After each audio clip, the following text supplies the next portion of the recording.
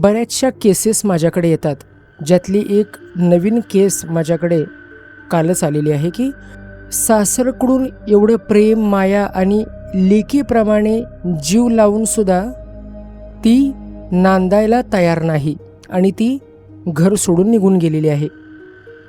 आता हे करण्यामागे तुमचा नक्की काय हेतू आहे हे मला कारण कळायला पाहिजे.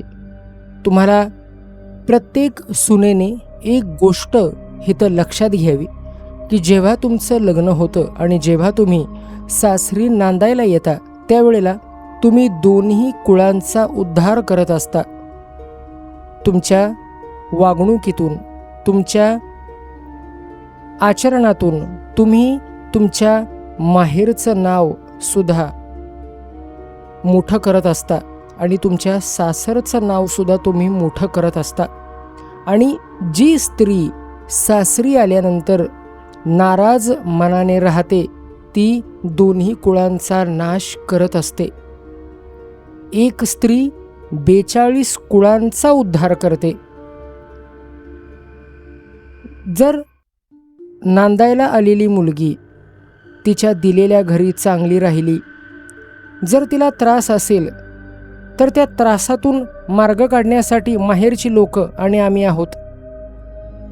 पण विनाकारण जर तुम्हाला नांदायचं नसेल किंवा तुम्हाला चांगल्या लोकांना त्रास द्यायचा असेल तर अशा वेळेला दोन्ही कुळांचा नाश होत असतो आणि त्या स्त्रीच्या हातून देखील एक मोठं पाप घडत असतं आणि ते पाप कधीही क्षमा करण्यायोग्य नसतं.